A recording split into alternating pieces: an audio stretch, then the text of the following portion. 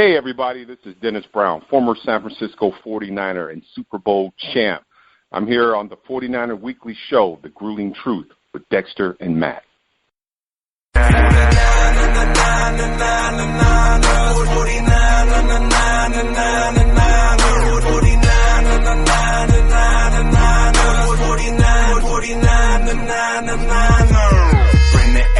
Welcome, everybody, to another edition of the 49ers Weekly Show on the Grueling Truth Radio Network, brought to you by Gridiron Mow and Replenishing Care Technologies 8.com.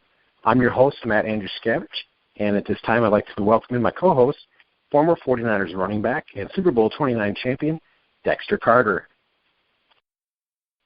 Hey, Matt, it's always a pleasure being, with you on our show and talking about 49er football and got some great conversation about them, but surely it's an honor and pleasure for us to have, my good friend, great teammate, Super Bowl champion Gary Plummer on the show tonight. Absolutely. We're very excited to have Gary. So with that, we'd like to introduce former 49ers linebacker, Gary Plummer. How are you tonight, Gary? Well, great to be here, and it's nice to be doing this for free as opposed to doing it for a living.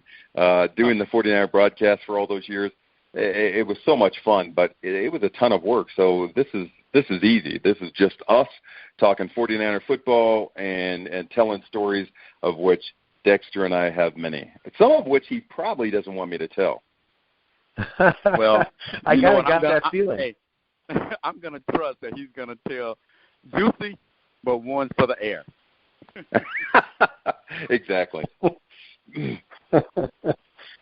Well, I'd like to first ask Gary, what is your – I don't know if you're keeping up with 49ers OTAs or minicamp or anything like that, but do you have any early impressions on what the current team is doing? It's been tough. It has been really tough to watch the Niners the last couple of years because of, not just the ineffectiveness on the field, but what to me has been ineptitude in the front office. I really believe that John Lynch is a great hire. Obviously, he's never done it before, and people will refer to a former linebacker that did it from the Raiders named Matt. And he went to Detroit never having experienced being a general manager and didn't do a great job. But I think John Lynch is a guy that he certainly doesn't need the money. He was a very cerebral player. He knew the game as well as anyone. And I think that no one's shoving this job down his throat. He's doing it because he loves football. If you ever listen to him as an analyst, very insightful guy. Some guys as analysts will only talk about the game from their position. That's something John didn't do. He talked about it from an offensive perspective, a defensive perspective, having been there and done that. It's just I feel good about him. And then as Dexter knows, a guy with the last name of Shanahan, who we saw running around at practice in '94. And I'm not sure about you, Dexter, but I remember him just being a sponge. I mean, hanging on every word of his father and spending time with Steve Young, during practice. And, of course, he was the ball boy and he's supposed to hand the balls to him. But it was different. It was different than most kids that are running around practice. He was a kid just, through osmosis, gaining a ton of knowledge. Yes, and for those reasons, I echo exactly what Gary said. You knew he was going to be in the football somehow. One, he had his father, whom we have to say wasn't just one of the most brilliant offensive minds, but once he got a chance to be the leader for that Denver Bronco team, he really showed, why that position, was earned by him. And that's what I see in Kyle. Over the years, after he soaked up all that visual and verbal language that he saw there with the 49ers, but, he knew what he wanted to do.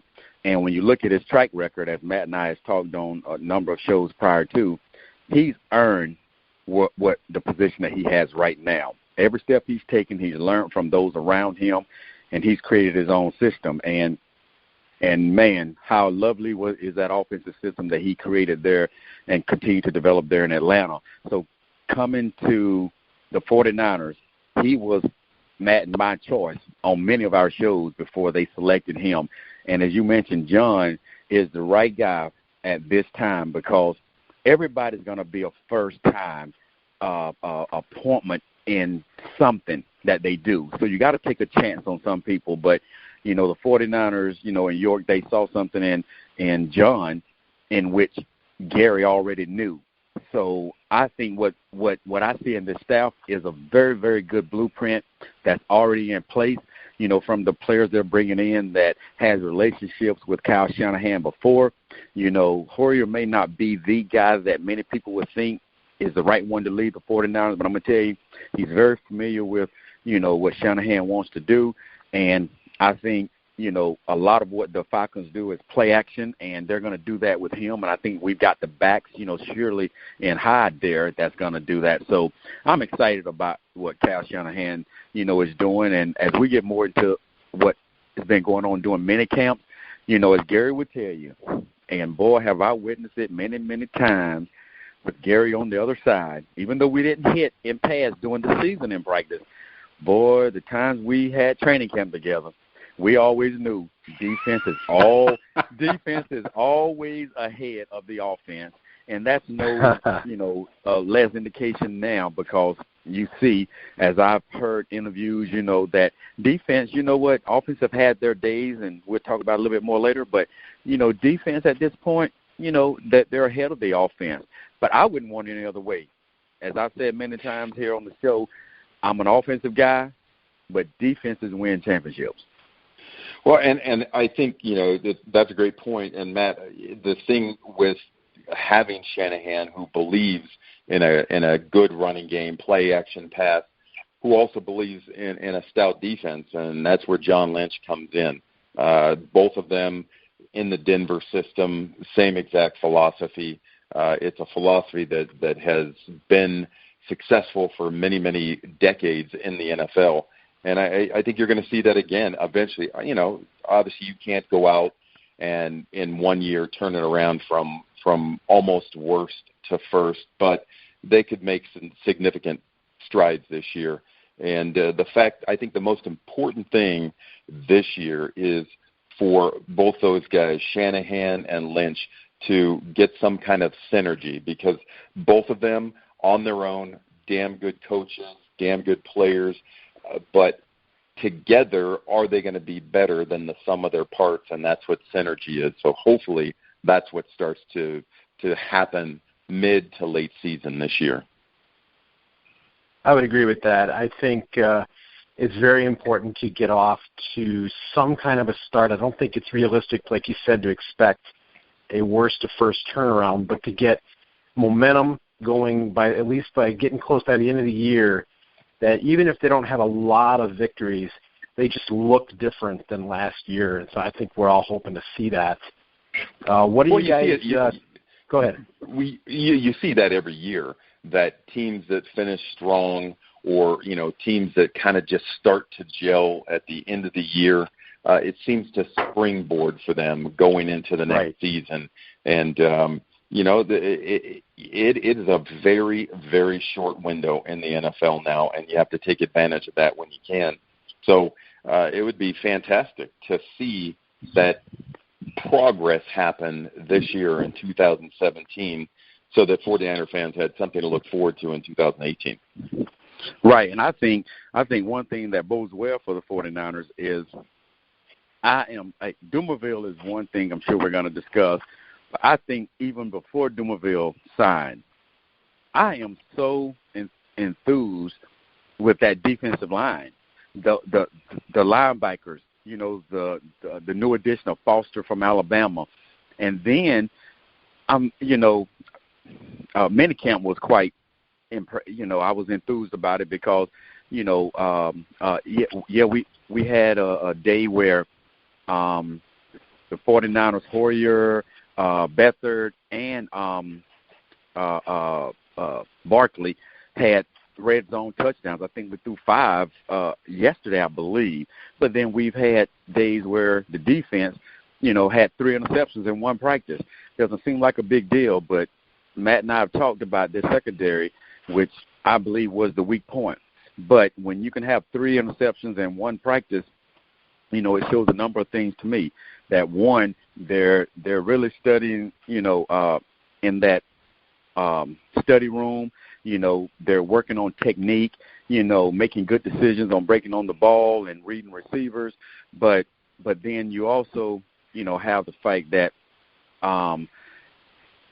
that defensive line push that I believe we're going to get this year, and that the stout linebacking core, I think it makes it better for the defensive back, especially when they're just, let's say, when I say the weak link, I don't mean they're terrible. What I'm saying is it sure is easier for a defensive back, and Gary can attest to this. It's much easier for a defensive back when that quarterback has less time to sit in that pocket and go through his progression. It makes the DB look very, very good. So I'm excited about that defense. And then we've got that running game, which I think will make it better for Horia and those other guys. But defense, man, I'm excited about. Yeah, and I think most importantly, and you're exactly right, there's one of the best pass defenses you can have is a great pass rush. And the problem is you have to make sure you can stop the run first. So it's kind of this, this layering as a defense that you have to make sure you're good against the run first before you become great against the pass rush. And all those things are certainly what they're working on right now and trying to improve. And, it'll be exciting to watch as the season progresses. Yeah, you guys bring up defense. When you arrived in '94, the '93 linebacking core just really had a hard time stopping the run, and you were brought in along with Ken Norton to shore up that run defense, and I think that's one of the things that they have to shore up this year with Navarro Bowman and Reuben Foster, being able to stop that run right out of the gates, and not allowing teams to just run all over them like last year. So I think you're absolutely right about that. Yeah, before Gary, Gary, go ahead, Dexter. before you interject, I just want to say, so it doesn't look like I'm piggybacking on Gary, I want to just make sure people knew what they did in '94. First of all, not only did Gary and Ken Norton have the biggest mouths, but short, and that's a compliment today. But back then, they frustrated us, okay, with that mouth. But the point I'm trying to make is shore up that defense they did. Not only was Gary and Ken excellent in the pass defense, covering their zones and man to man, and had holding down to perfection. And I mean that kind of sarcastically, but nobody ran on us. Those two guys shored up that middle. So if anybody can talk about a run defense from a linebacker's perspective or just in general, I'm telling you, I just wanted to say Gary Plummer and his counterpart Ken Norton did it better than anybody in 1994.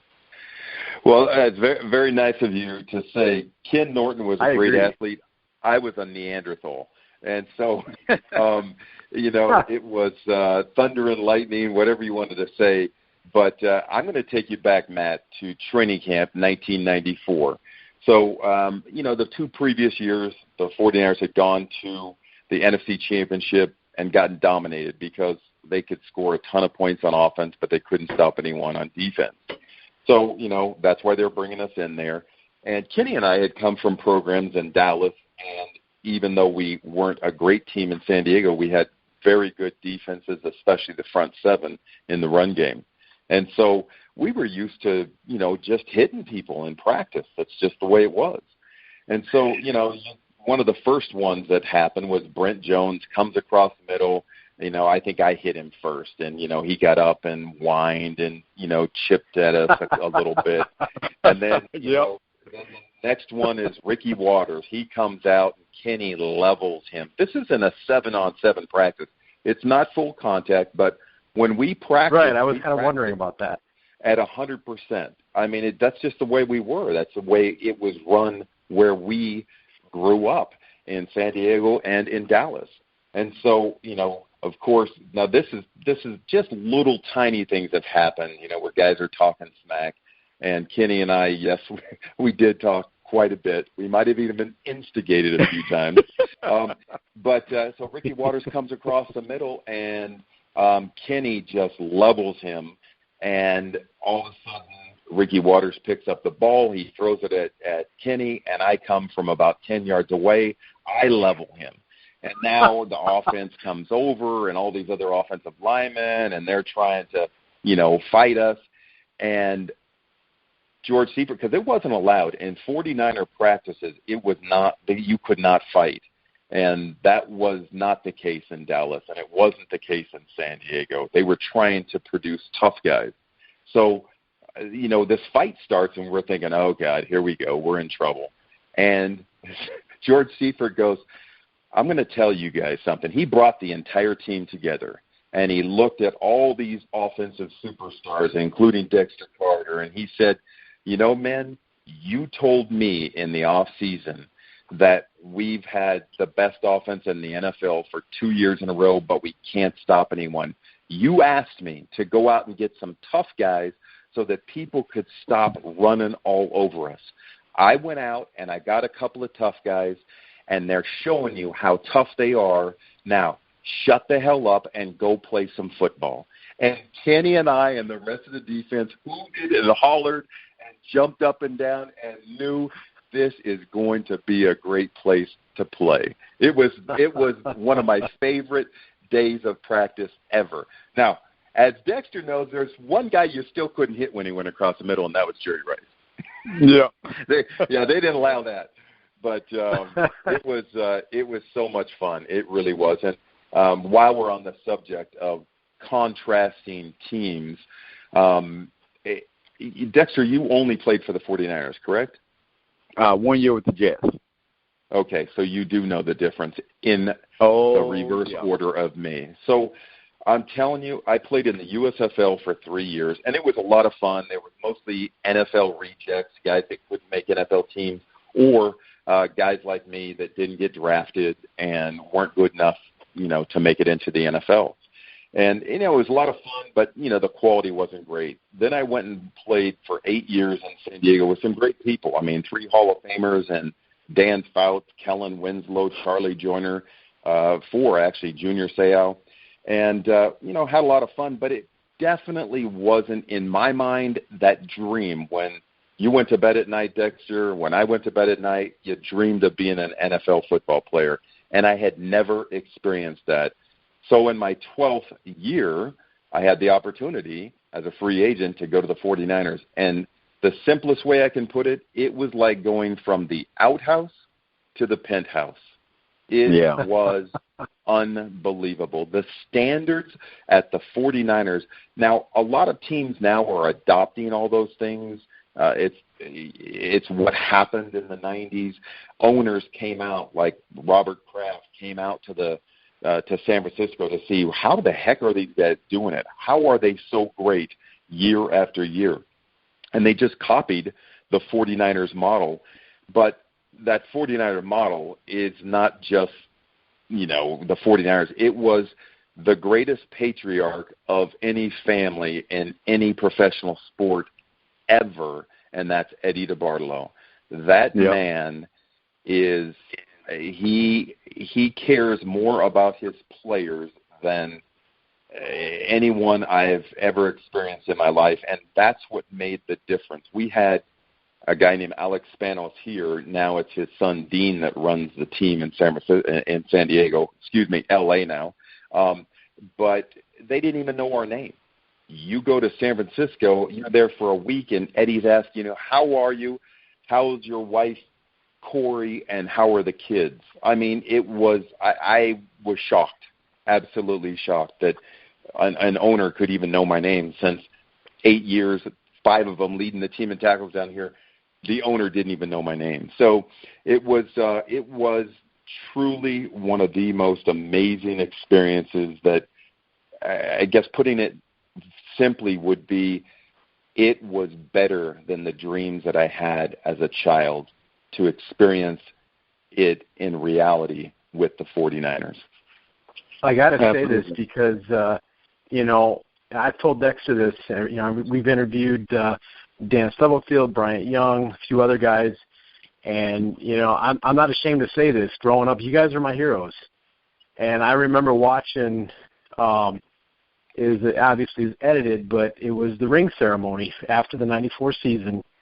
And just hearing Steve Young talk about going from Tampa Bay, the dysfunctional family of Tampa Bay, to the 49er family, and everyone talking about how much Eddie DeBartolo cared about him, and how, if your wife has a baby, a fruit basket shows up or something like that, and just all these little things that Eddie D did to show the players he cared so much about them. And so I saw all that on video, but to hear all the former players talk about it, it made such an impression on them. It wasn't just for the camera. It's real. Well, Dexter, I'm sure, has shared some of the stories of what he's done for not just players, but former front office personnel, their families, people that have had illnesses, etc., over the years. And he's still doing it today. A very good friend of mine and Dexter's passed away 4 years ago. He worked for 17 years with the 49ers, named Dave Ron. And Dave left when the Yorks took the team over because he couldn't stomach the difference between DeBartolo and York. And so he went off on his own, but he stayed in touch with Eddie all those years. Unfortunately, fast forward to 4 years ago, he came down with terminal skin cancer. And Eddie flew him to two different places, one there in Tampa and one in Houston, to try and get him the best treatment. And then, paid for a bunch of the treatments.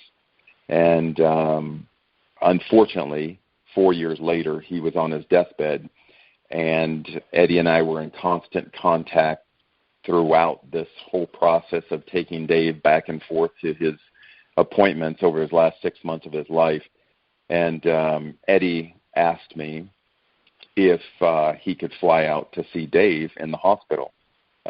Essentially, he was there for 3 days prior to passing away. And I said, I don't know, let's ask Dave. And so I said, Dave, Eddie's on the phone, and he wants to come out to see you. Are you promising that you're going to hang on for Eddie? Because it was really touch and go at that point. He really hadn't spoken for probably about 8 hours. And he just kind of mumbled. And I said, Eddie, don't come until this Dave Ron says, I'm going to hang on for Eddie D. You're not coming, Eddie. And Eddie's like, what's going on, Gary? So I put the phone back up to Dave Ron, and he barely got it out, but it was audible. Eddie. And Eddie showed up the next morning, and I am not exaggerating. We've all seen what's one of the most emotional sports movies of all time that as kids we didn't want to admit it, but now as grown men we can admit that we cried watching Brian's song. And yeah, right. Seeing Eddie DeBartolo show up flying across country to say goodbye to a guy that hadn't worked for him for 15 years, and he held his hand. Dave was, at that point, he was still alive, but he wasn't speaking. And Steve Mariucci's wife was in the room.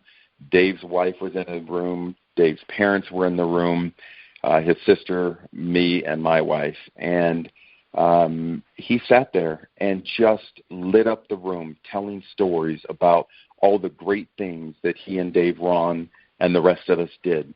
And, encouraged him to hang on because he said, we're going to do other great things still, Dave. And you couldn't have scripted this thing. It was Brian's song on steroids. It was Brian's song magnified by 100.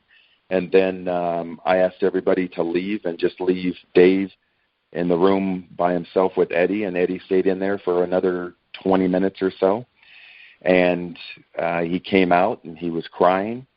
And we walked out to the car service that was waiting for him, along with Dave Ron's wife.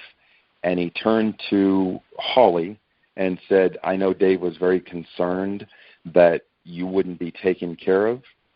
I've heard that you want to now become an oncology nurse because of what you've experienced over the last 4 years. I want you to know I'm paying for your nursing school. Wow. And that is Eddie DeBartolo. Yep. That's who he is. It was one of the greatest moments that I've ever experienced in my life. Just the absolute selflessness. I mean, this is a man worth $3 billion who is flying across country to see a guy that hasn't worked for him for 17 years, but that's who he is. Is that not right? Oh, you're absolutely correct, and that's why, back at the end of March, I shared some pictures with you, Matt. That's why former teammates that hadn't played together for 20-plus years still can see each other at an Eddie DeBartolo event that he invited both of us to. And he does it every year. That's what makes the man who he is, and that's why he's impacted so many people whose lives he's touched over time, and that's why the 49ers, in some way, I know Jed really looks up to his uncle, Mr. D, but having him involved in the organization in any such way is better than nothing. That's why, hey, hopefully he's calling him up and asking his uncle, what do you think? Hey, should we bring John Lynch in? Should we bring Kyle Shanahan in? I hope that was part of the process. I'm telling you what I've heard through the grapevine is that, unfortunately, that's not happening. But I did hear that Eddie's sister, Jed's mother, has taken more control because she did grow up watching the 49ers and their greatness. And she's frankly been a little embarrassed by what's happened over the last couple of years. And so I think that she is kind of the silent owner right now that's pulling the strings, behind the scenes. And you know what? I'm all for it because, as you and I both know, there was lightning that was caught in a bottle when the hiring of Jim Harbaugh happened. Jim Harbaugh is the guy who turned that team around, and for John York or anyone else to think that they obviously they had to sign the paychecks, but it was that man, Jim Harbaugh, who we've seen every level, every team he's ever gone to has had great success. So having said that, I don't think we can count on that relationship with Eddie, but I think Denise, who probably would never tell anyone because she's a very quiet woman, very reserved, I think she's actually controlling a heck of a lot more than a lot of people realize behind the scenes, and I'm good with that because she obviously made some great moves already this year in hiring these two guys. Right. Absolutely. So is that a scoop for you guys? Is that the first you've heard that? I had never heard that. I was hoping that I think we had been kind of secretly hoping that there was something going on with Eddie D, but the evidence over the last 3 years just doesn't show that Eddie D is involved. I think it's just something that we hope for, but that's fantastic. I sure hope that Mrs. York, kind of remembers what it was like to watch the glory days and wants to get back to that. Absolutely. Well, let's call her. Let's don't call her Mrs. York. Let's call her Denise, because Denise was a DeBartolo, and she definitely knew what it took by watching her brother. And hopefully, again, I don't care if she ever steps to the front, and says, "Hey, yeah, this was me," because that's not her style. But she definitely has some pride and saw her dad, run the Pittsburgh Penguins and be involved in professional sports for a long time. So if she's has any control at all behind the scenes, and these are the first two moves she's made, bravo, and go. Right. Just keep taking those moves, girl.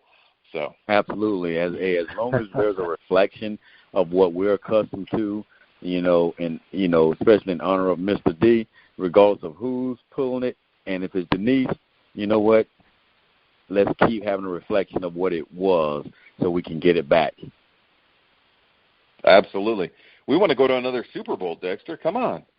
That's what I'm talking about, because Mr. D, Mr. D going to take care of his boys.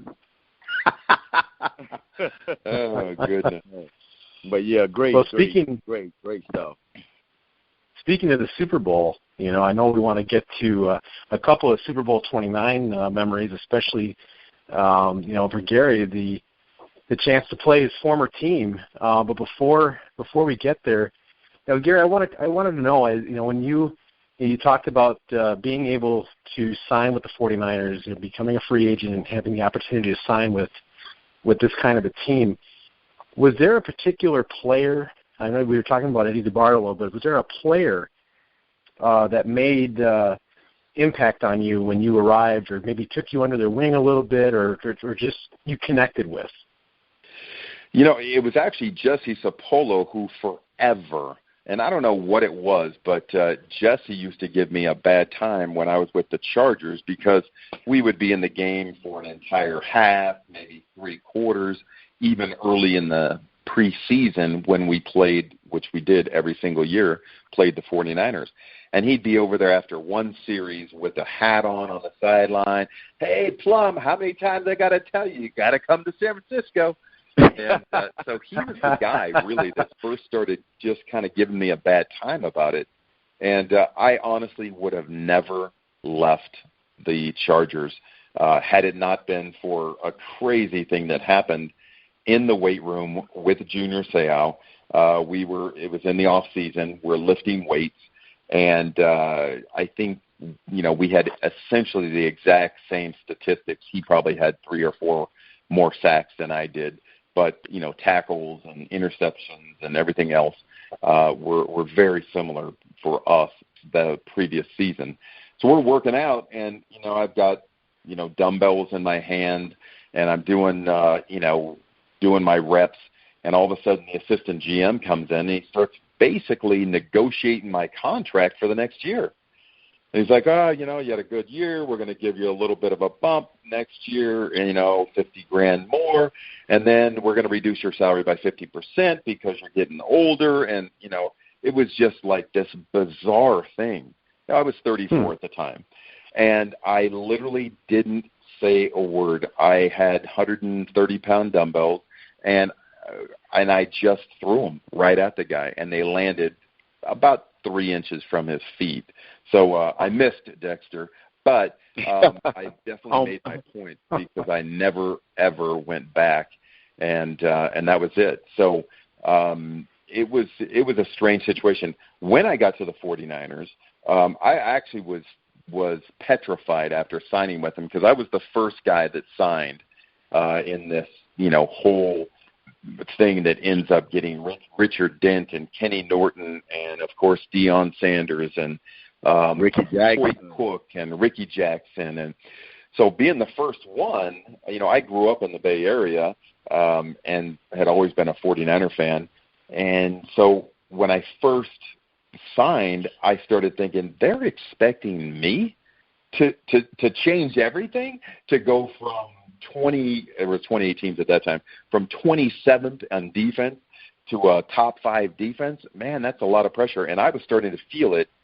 So as soon as Kenny Norton signed, who was the next guy that did get signed, we instantly formed a bond, and it's probably why we have very, very similar personalities. I mean, we talk more smack than anybody, and so the two of us together at practice just had so much fun because we were from teams that loved to emphasize defense, and we didn't care if it was Jerry Rice and Ricky Waters and Dexter Carter and Steve. We didn't care.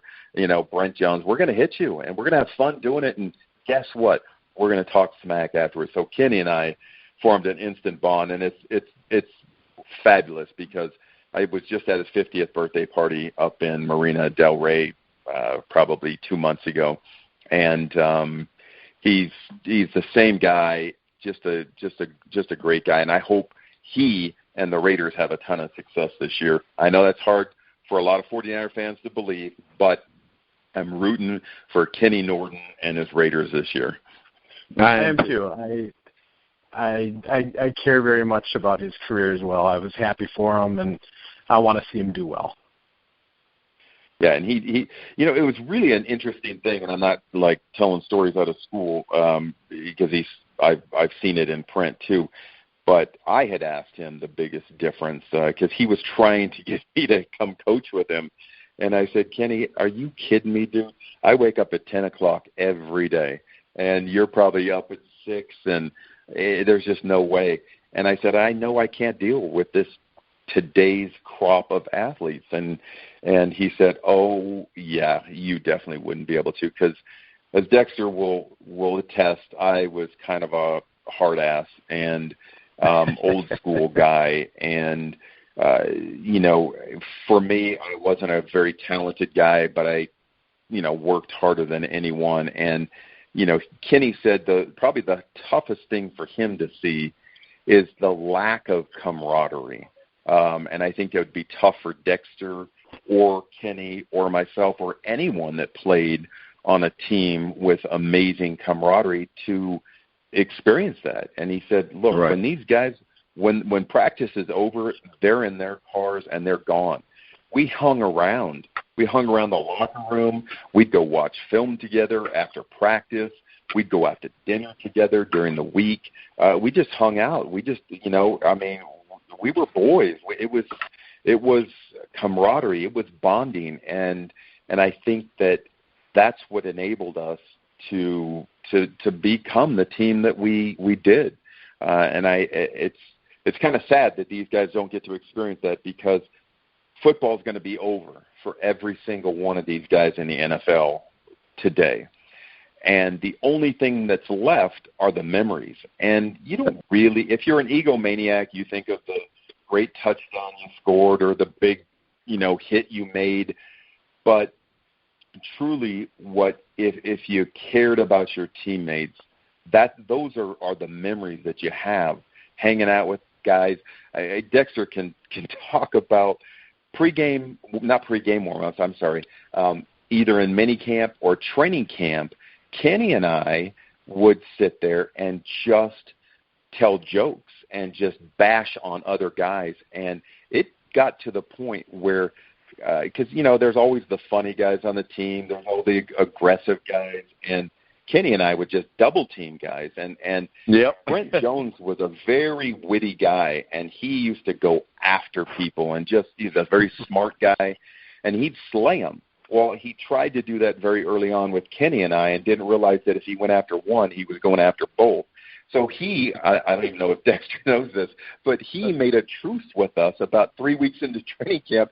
He's like, no mas, I can't do this anymore. You guys are crushing me every day. And it was just fun stuff. Derek Deese, telling fat jokes. Your mama's so fat, when she bleeds gravy. And that's all we did, and it was fun, and guys were excited about going to practice. And according to Kenny, it's not that way anymore. So I'm glad that I'm not coaching in the NFL, because that would be probably the biggest disappointment. Yeah, and as you tell that story, it encourages me a little bit about the current 49ers, because I looked at an interview just today on Kyle Shanahan, and what you just said, he said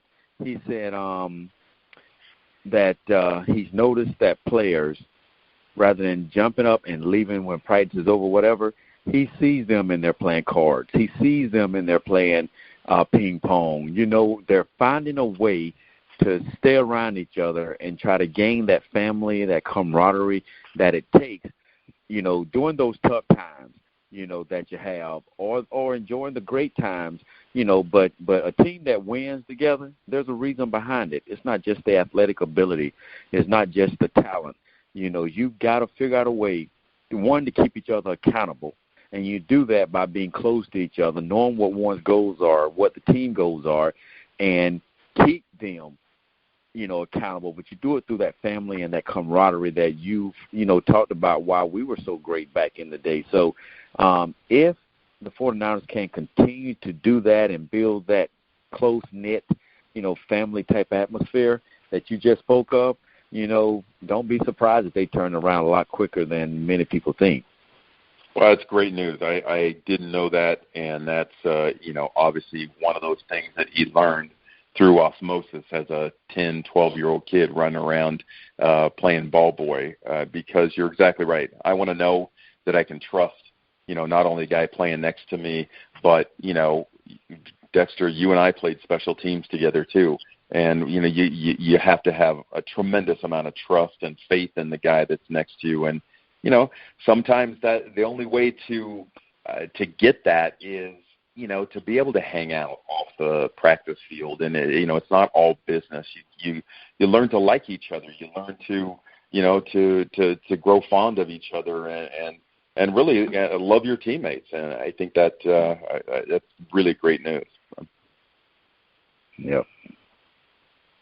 So the question, Dexter, is was it fun for you being on the other end of Kenny Norton and Gary Plummer? Were you on the other end of that?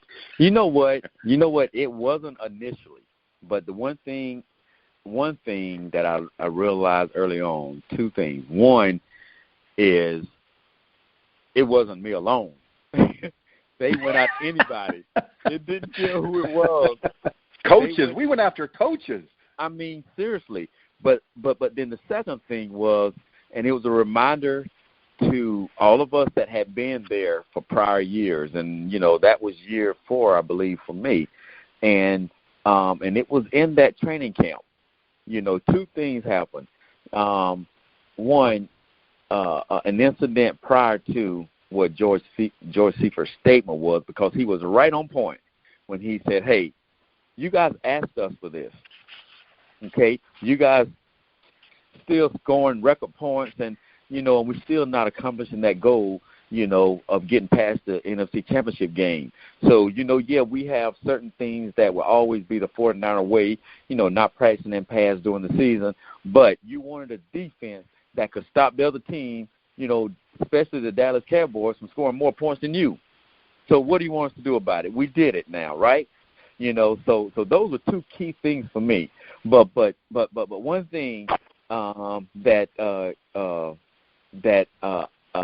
happened in training camp that went along these lines was Gary and Ken going off on everybody again. Now I don't know how you remember this here, Gary, but we had a player thrown out of practice this day. Do you recall who was thrown out of practice? I think it was William Floyd, wasn't it? Yes. Tell us the story why William got thrown out of practice. So William Floyd signed late that year, and he was our first-round pick out of Florida State, as you guys know. And he was a tough guy, and he came out before he ever played it down in the NFL and said, "I'm the best fullback in the NFL, bar none." So we all mockingly started calling him bar none. And he just thought it was a compliment. He thought, oh, yeah, these guys love me. Well, we didn't love him. And we thought he was a punk because he was a rookie that hadn't established himself. And so we were doing a 9-on-7 drill. That's the run drill. It might as well be just line up in front of a brick wall and run into it because, hey, guess what? There are no passes. We know you're going to run. So all it is just seeing who's tougher. Well, William Floyd was a tough dude, and he had come at me, and he was the lead blocker for maybe even Dexter on that play. And I grabbed him by the face mask and ripped his because he was going a little bit harder than we were supposed to, because there's, most people don't understand. It's not 100% live in practice, all practice. There are certain times that it is live, certain times that it's walkthrough, certain times that it's just kind of somewhere in between that. And William Floyd was coming out even though it wasn't live, and he was practicing like it was. And so, we were getting pretty ticked off on the defensive side of the ball. So I grabbed him by the face mask, ripped his helmet off, punched him in the face, and then he punched me and literally spun me around so obviously I was off balance or something because he hit me, spun me around, and that was it. People jumped in, the fight was over, and he got thrown, and I guess the reason he got thrown out, he had done something before I had ripped his face mask off or, his helmet off. But anyway, threw him out of practice. It was, and then it became a bonding moment because William and I became friends after that. You're absolutely right, because what Gary, what they both saw was one, Gary, what we all saw was one, William coming off a national championship. And William only knew what, I know Jimmy Johnson coached at Miami and he coached at Dallas, but they killed each other in practice. Well, coming from Florida State, William only knew one way, and that was all out. So he hadn't really understood the 49er way. But what that moment and the moments in general, the way he practiced, we all began to appreciate it after the fact, because hey, just like we wanted Gary on our team and Ken, hey, we wanted William, because what people saw, he got threw out because he was so high-strung. He kind of wouldn't let things rest. But so much happened at that moment. It was a bonding moment, like Gary said. And I'm going to tell you, William became, I think one of our, greatest leaders that year, just because people realized, man, this guy, he's buzzing his ass. He's going to do it for us the way he's doing it to us in practice. He's going to do it in the game. And I'm telling you, I still that's such a great point. He became the offensive enforcer. So just like the defense had to get tough, the offense had become. Everyone kind of thought of them as this finesse offense. Well, let me tell you, when William Floyd was in the game, there was nothing that was finesse about it. He's going to smash you in the face, and he was going to do it at 100% every single play. And so then they knew when they were on offense that, the Dallas defense that was so intimidating wasn't going to intimidate William Floyd. And then William was a smack talker too. So he started elevating other guys on the team to be able to start because there really is there's such a fine line between the level and talent in the NFL. Really what a lot of times makes the difference is how intense can you be? Can you manufacture? Because you don't just wake up one day and say, I'm going to put an S on my chest and a cape on my back and I'm going to be Superman. You have to somehow create this aggression, create this motivation in your own mind as a player, and you have to do it to the best of your ability. And some guys aren't capable of elevating to that next level. When you got a guy like William Floyd on your team, he's not only helping himself elevate to that next level, he's getting other guys on that offensive line that were, a bunch of guys that were always talked about as being soft. They were always finesse guys. Man, they come out and they'll knock your block off too. So I agree 100% with what Dexter's saying. William Floyd was a difference maker on offense that year. Man, that was well put, Gary. Well put. He was something to watch. I just remember, you were brought in, Gary, to help the 49ers get past the Cowboys, and William Floyd being drafted. I remember how when he scored that touchdown to go up 21-0, didn't matter how many guys they lined up. It's like you just knew he was getting through there, and he matched Dallas's intensity. The Niners were just like you said, a tougher team on offense because of William Floyd. Yeah, it's a lot of fun. I'm gonna tell one story about a teammate that Dexter was very close with, named Ricky Waters. And this is a funny story. We've told this story before. But when he left the 49ers and went to went to Philadelphia, we were playing them on a Monday night game. And, he was ticked off because he wasn't going to get paid, and, it was all Ricky Waters' offense in his mind. And so he was going to go back to Philadelphia and he was going to light us up. So I think it was the second or third game of the year, and it was a Monday night game, big deal. We were both undefeated. And now in practice, remember once we got the green light from George Seifert, So Kenny Norton and I that had elevated practices and were smack talkers, we were out of control. After the green light from Seifert, we were out of control. And, I mean, we rode these guys, and we would talk. And really there is a lot of head games that can go on the field. Now, you have to know the guys that it works against, and you have to know the guys that it makes better. You don't want to talk smack to Charles Haley, for example. But Ricky Watters, once you start him talking, now he's not going to focus. So we had done it time after time after time in practice. Made him fumble. We laugh, and we just think it was the greatest thing ever.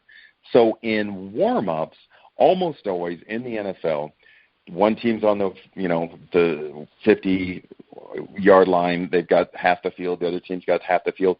But it always seems to be that the running backs and the linebackers are on just the opposite side of the 50-yard line. So, there's only an invisible barrier keeping you apart. Well, we started talking smack to Ricky Watters in warm-ups for that Monday night game, talking about how we were going to dominate him, talking about he was going to – trust me, whatever you do, Coach, do not give the ball to Ricky, because I promise you the first time he touches the ball, he's going to fumble tonight. And we just kept riding him. And this is the honest-to-God truth. The first play of the game, we kicked off to Philadelphia. They hand it to Ricky Watters. He fumbles. Merton Hanks picks it up, scoop and score.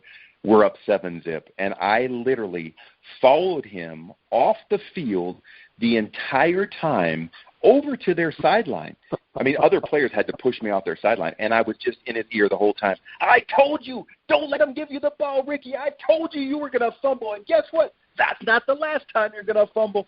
And it was just brutal. And that's who we were.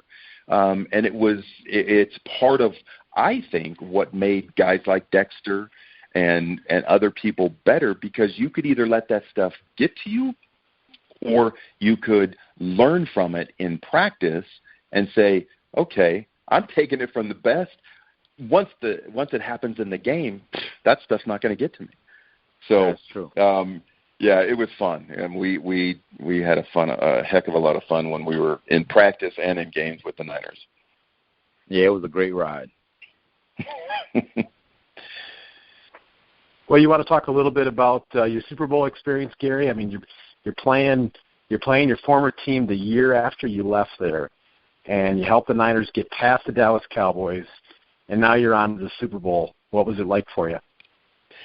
Well, I think I'd have to go back to preseason playing against the Chargers. It was just seeing all my old buddies again. It was, everybody hugging, everybody saying, great to see you.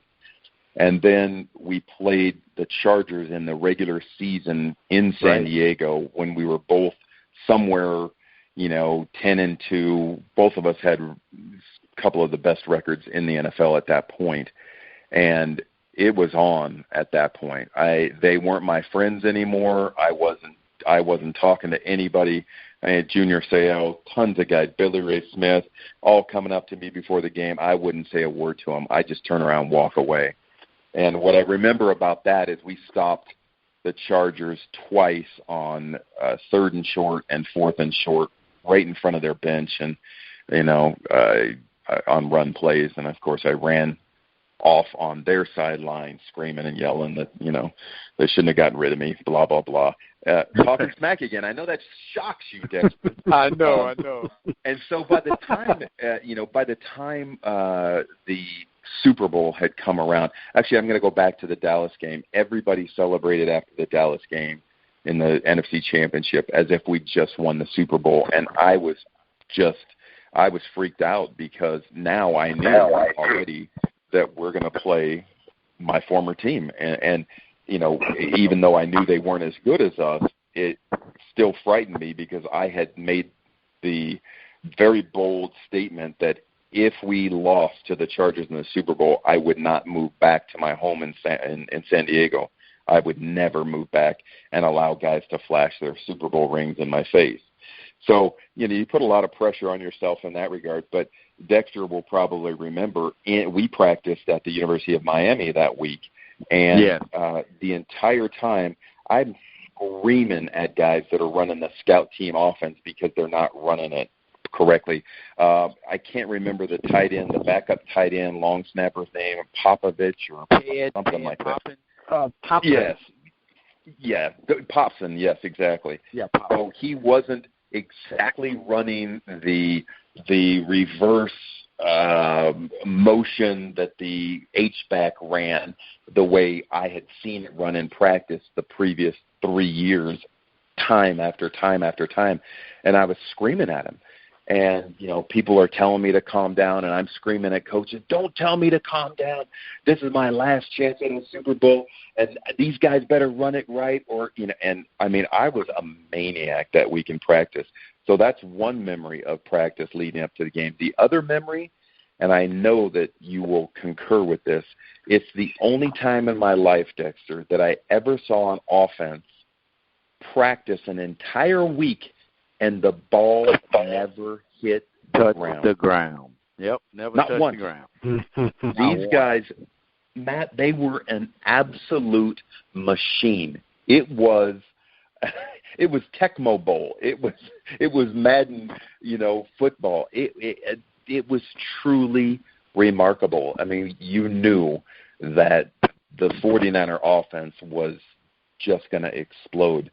But when the game started, the thing that was so much fun for me, not only seeing these guys on offense just go crazy and just dominate, but to be able to call out every single play that the Chargers ran against us before it happened. So, you see shallow motion by a guy named Mark coming down close to where the tight end is, and I'm screaming out, Z shallow cross, alert Z. And of course that's what he's running. And then there's another play action pass where I know the only play action pass they do off that run is an 18-yard dig route, and I literally got to the spot before the ball got there, and it hit me in the back of the helmet, and just stuff like that where, it was fun because it was like stealing candy from a baby. So you felt like you knew the defensive signals still that well, or the offensive signals as a defensive player. Obviously they tried to disguise them, but you just saw through it, huh? Well, it's, if it isn't rocket science. You take into account the formation, you take into account the personnel, the down and distance, and then whatever position on the field you're in. And, it was rote memorization, really. It's just watching film over and over. And then when you see the keys in front of you, like a big offensive guard versus center, okay, now I know he's probably going to be running the ball here. A light pass, or he's pulling to either for an outside run or a trap play, and all these things that you just, after doing it for so long, it just becomes second nature. And then to see that particular offense in practice, it was like, it wasn't fair because we're literally calling out plays before every one of them happened. It was fun. A lot of fun. Yes, and the way that game unfolded and the final score showed exactly it was unfair. Well, I can remember sitting with Shanahan in meetings for about 3 days, because prior to going to Miami, you practice at home for a week. And I sat in there, and he said, okay, if you were me, how would you attack the Chargers? And I said, well, I can promise you that Junior Seau is going to run through the backside A-gap about 15 times. I can promise you that Junior Seau is going to bite on play fake, and here's what you do. And you don't even know this, Dexter, but the play to Ricky Waters down the middle of the field where you had change backs, that was something that one of the first things that I told Shanahan, I said I would run change back, because that's something that normally, if I was there, I would alert Junior that if the fullback is in front of him, that's not going to be a running play. It's probably going to be a pass play. Anyway, it was a pass play, and it was play action pass, and it was Junior's man. Everybody blamed Stanley Richards and the other safety because they weren't there, but it was actually Junior's man, and Darren Carrington was the other guy. It was Junior's guy, and nobody knew that, but those are the kinds of things that can happen if you if you are a cerebral player. And so it was fun. It was a great experience, and you mentioned watching the ring ceremony, to be there at the Broadmoor in Colorado Springs, and to have Boyz II Men, who were a hot group at that time, singing as you're out there dancing with your wife. Just everything. Eddie DeBartolo does everything first class, 5-star, whatever accolade you can give it, magnified by 10, and that's how Eddie takes care of his people. You had a moment on the sideline with Steve Young. It's obviously one of the most famous moments after the Super Bowl, where you pulled a monkey off its back. Do you have anything? Do you have anything about that? Well, you can. I can remember it like it was yesterday. And what I said, you can, if you know what I'm saying, you can hear it whenever it gets played. I say, it's not a monkey. That was a gorilla on your back. Right. And it really was, because I think obviously Joe Montana, one of the best quarterbacks of all time. I played against Steve Young in the USFL, and he was ridiculous. He was a chicken running around with his head cut off, but that was the fastest chicken I had ever played against. This dude was legit 4'4", and he ran all over people in the USFL, and, didn't really develop as a quarterback. And then he played on some terrible teams in Tampa and didn't develop as a quarterback. Had he had the opportunity to play earlier in his career, he very easily could have had 4 Super Bowls. And I think that Steve never really got his just due. He was one of the smartest players that I've ever played with or played against. And taking nothing away from Joe Montana, clear it. I played against Joe Montana too. That dude was ridiculous. He did more with, a skinny little body than anybody. Dexter, can you believe that body and what he was able to accomplish? You almost thought he would snap in half every time he got hit. Right, he was just phenomenal. Right, and nothing negative against him, and I don't think he would take it this way, but really unathletic.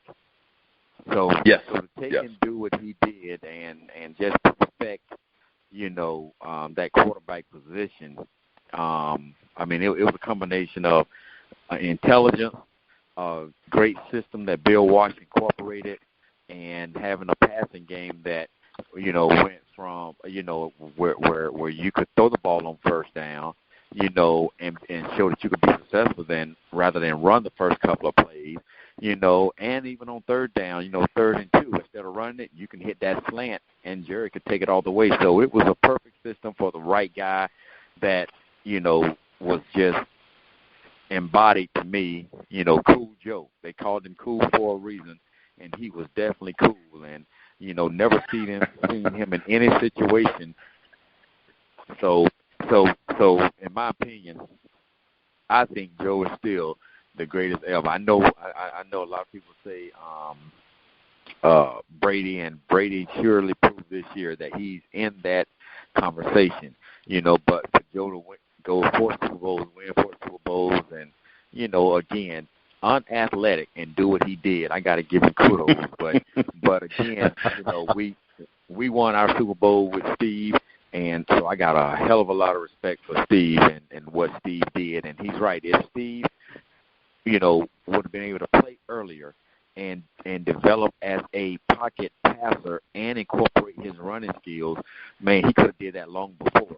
But I'm glad I had the experience with Joe, and I'm glad I had it with Steve. Man, who could be, in a better, situation or position than Dexter Carter to play with all the great players he played with, and Gary being one of those.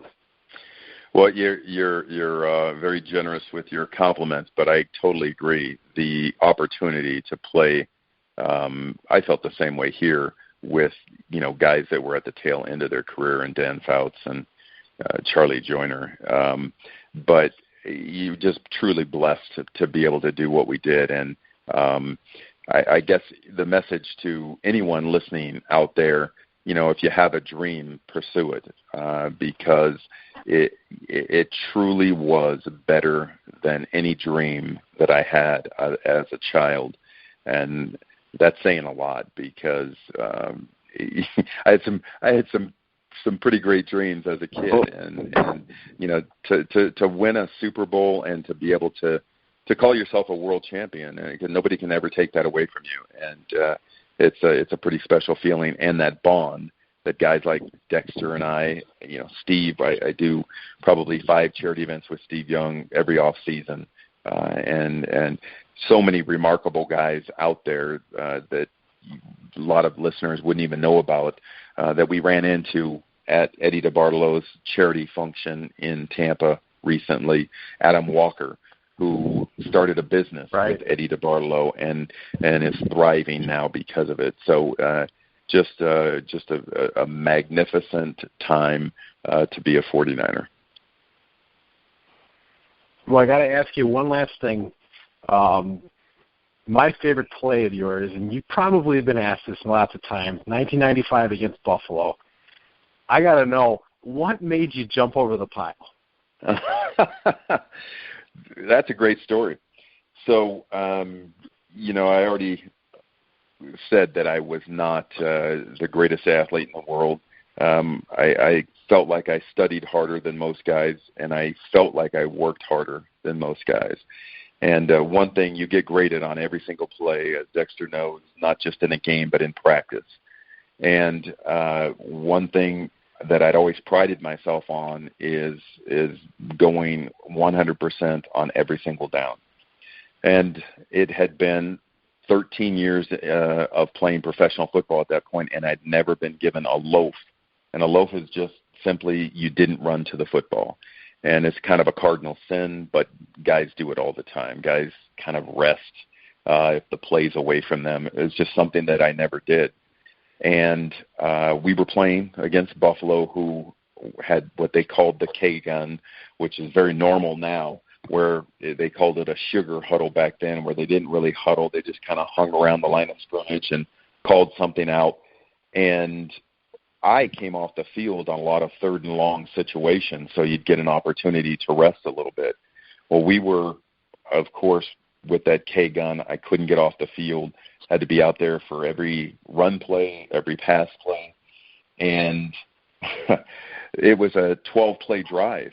And the 11th play of that drive was about the 11-yard line. And this big guard named Reuben Davis, I can't remember. He was an all-pro offensive guard for Buffalo, and he came out and just engulfed me. I mean, the guy was like 330 pounds. I could not get off of him. So I didn't turn and run to the football. And I literally graded myself on that play, and I said, that's the first loaf of your career, you moron. I'm just chastising myself, just ripping myself to shreds. So it was 1st and goal at the 1-yard line, and, film study was a big deal for me, and, it would be ad nauseum, and I, as Dexter knows, in the locker room before games, I would scream at coaches who had computer printouts, there's not one thing you have in your folder that you can ask me, in this particular case, about the Buffalo Bills that I can't tell you. So they'd say something like, okay, smart ass, what happened on 3rd and 1 out of a blue eye formation from the 2-yard line? And I'd scream it out. And the reason I did that was to not only test myself, but to let other players, because as Dexter knows, there are some players that are great athletes but don't know the game very well. And you literally have to tell some of your teammates what the responsibility is on a certain play. So that was a big deal for me to be able to make sure I let the teammates know that if I called something out, that it's going to be a power play coming your way, Lee Woodall, you better bet your bottom dollar it's going to be a power O coming your way. So they come out, and now I'm calculating in my mind what's going to happen. I'm pissed off at myself for loafing for the first time in 13 years of my career, and I just said somebody's going to pay this time. And I knew that we had some damn good defensive tackles in Bryant Young and Dana Stubblefield, and they were going to tie up those three middle guys in the center and the two guards. And I knew that there was probably about a 90% chance they were going to run. Some people call it a lead play. Some people call it a New York draw. And I knew they were going to run it. And so I just said, somebody's going to pay for me getting a loaf. And I lined up about 7 yards deep, which is very unusual. And I just said, I'm going to launch myself when they come for this New York draw. And it just happened, obviously I was correct. And as I jumped, the guys in front of me had done a great job, and Bryant Young and Dana Stubblefield, and tied those guys up. My helmet hit the ball. And thank God Lee Woodall picked it up and ran it back 97 yards, because I was so tired I wouldn't have gotten 7 yards, Dexter.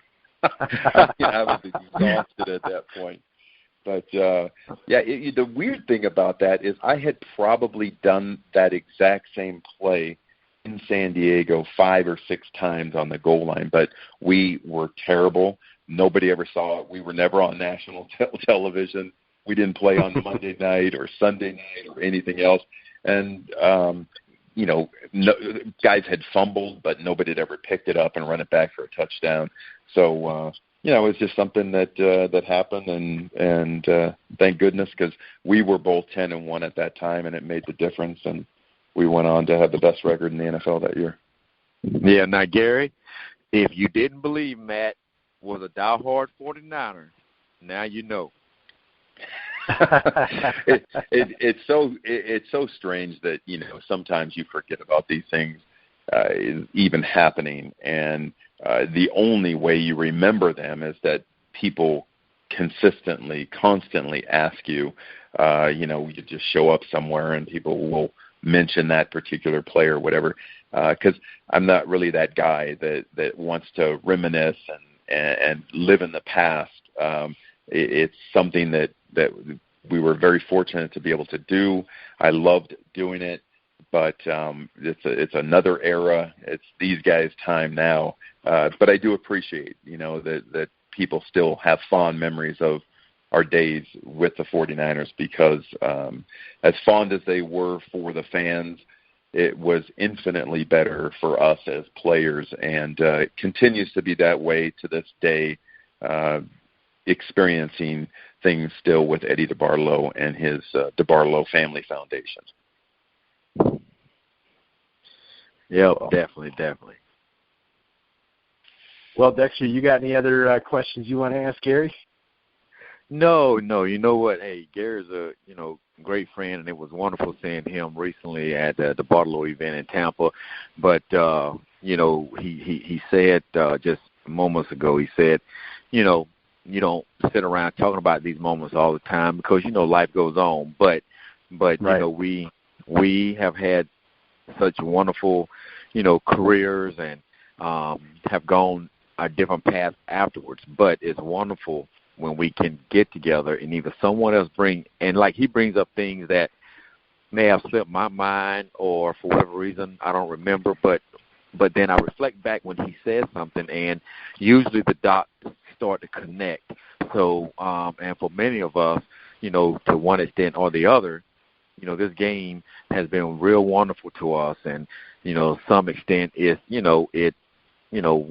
all have lingering things from it, from a negative perspective. But I tell you, the one thing that's never a negative is when we do get a chance to reminisce and talk to each other, or like we're doing, with a 49er fan that I'm privileged enough to do a podcast with. It feels wonderful. It's so awesome. Before this show, I didn't even, probably 50% of it, I didn't recall until he mentioned it, and then all of a sudden it's like, oh, yeah, So, these moments are priceless to me. So, I appreciate, a wonderful show with you, Gary, and I appreciate you just sharing all the things that we've talked about and giving your expertise on today's 49ers. Well, look, you guys, it's been great, but I would be remiss if I didn't talk about the whole concussion situation, and I'll try to make it brief. But you're right. I mean, it's truly a blessing to have been able to play in the NFL, whether it was for a year or 15 years. But I've had 24 orthopedic surgeries. I've had a total hip replacement, and now I've been diagnosed with the early stages of dementia. And I promise you, if I had to do it all over again tomorrow, I would do it because I loved playing the game. I loved the challenge. I loved having the camaraderie of teammates. And this is just the next challenge for me, Dexter, and that's a message for any player listening out there. Please, please, please go get help. There's help out there for any of us that have had concussions because even grade 1 concussions, which we now have found out that as a middle linebacker in the NFL for 15 years, I ended up having somewhere between 1,250 and 2,500 at least grade 1, some grade 2 concussions. They have a cumulative effect. But you can reverse a lot of those symptoms, and you can do it in a lot of different ways. You can do meditation. You can listen to classical music. One of those things I learned from doing Steve Young's charity event called Sophie's Place, just a wonderful charity that helps people recover through music therapy. And I think that one thing that happens with us as men, and then magnify it by 1,000 men that played professional football, you're macho, you don't ask for help, you're a tough guy. Please, please, please, if you're having headaches, if you're having memory loss, ask for help. There's help out there, and you can get better. Well, thank you. Man, yeah, go ahead, Matt. I was just going to say. No, I appreciate go ahead, Dexter. I just wanted to say thank you for pointing that out and elaborating on, a conversation that, I tried to say a little bit about, but you hit it right on the head, and that your part of the story that you just shared, people need to hear it. People need to hear it because I'm going to tell you, we all do think we're macho, and upon retirement for me, you know what, we didn't talk to each other. It's not anything negative, just go on about your life, but you go through things, but you think you're the only one that's going through it. Whether it's macho or too embarrassed to say something about it, but then 20 years later you find out that, man, Gary had those experiences, such and such had those experiences, but the NFL back then didn't make it easy, as far as the transitional, of any player, that social, psychological, emotional, financial transition is not easy to deal with, and then the medical is a whole different thing, and you mentioned about the multiple car wrecks that many people go through, or as far as all the hits, I look at them as car wrecks, and it doesn't matter if you're 170 pounds like myself, or your weight, which was about 250 or something of that nature. Every single hit is like a car wreck. So, but again, I, after 17 knee surgeries and a knee replacement by the age of 37, I still wouldn't change a thing because God blessed me to fight that fear of failure, fear of not accomplishing, your dreams and all of that, and bless the 170-pound dude, to play with the big boys, in the land of the jive. So, but still, did what it is. we still need to be able to talk together and get to a point to where we reach out for help, seek the help, because at the end of the day, it's either you sit in a corner like I did for many years, and just deal with it yourself, or you see the light and open up your mouth, talk to friends. And, you just spoke earlier, the wealth of information that you have learned over time, just, where one can reach out and get help. So that's how we progress through the rest of our lives, is by talking to each other, letting each other know that you're not alone. We all have some sort of, drawback to what we've experienced. But at the end of the day, again, the joy and the experience that God has blessed us with, we wouldn't change a thing in the world. And well said. But, Matt, I got to go back to old school, Kenny Norton, Gary Plummer, and I'm going to have to refer to the knee replacement of Dexter Carter. This is a former 4'3", 40 guy that now gets beat on a regular basis by his girlfriend in 40-yard dash. That's all I'm going to say, Matt. That's all I'm going to say, okay? Hey, now, you know what? Now, see, Gary went below the belt on that one. But well, I have to say, Dexter, you never did tell me about this side of. You never told me about getting trash talked by Gary Plummer. You know what? I kind of kept that to myself, but trust me, Gary lets me know. He lets me know that my girlfriend is faster than me, stronger than me, and obviously looks better than me. And you know what? Oh, way better looking than you. Hey. So I concede, but I'll never tell her that. Well, hey, guys, it was great talking to you. And, hey, maybe about 2/3 of the way through the season, when we see some improvement by the San Francisco 49ers, you can give me a call back and we can talk about all those predictions that we had that came true. Hey, that's a date. We would love to have you back. All right, guys. Thanks very much for having me. Thanks a lot. Thanks so much, Gary. Appreciate it. All right, guys. Take care. We'll talk soon. All right, sounds good. Take care. Well, that was really, truly great to have Gary on the show with us. Hey, man, that was a great show, man. That was awesome.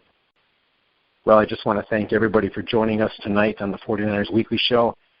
Be sure to check out thegruelingtruth.net for all the latest podcasts and articles. You can listen to our podcasts anywhere you can find podcasts, on Spreaker, Stitcher, Google Play, iTunes, iHeart, anywhere else that you'll find podcasts. You'll find The Grueling Truth and be able to find the 49ers Weekly Show. So for Gary Plummer, Dexter Carter, I'm Matt Andruscavage. You've been listening to the 49ers Weekly Show on the Grueling Truth Radio Network, where the legends speak.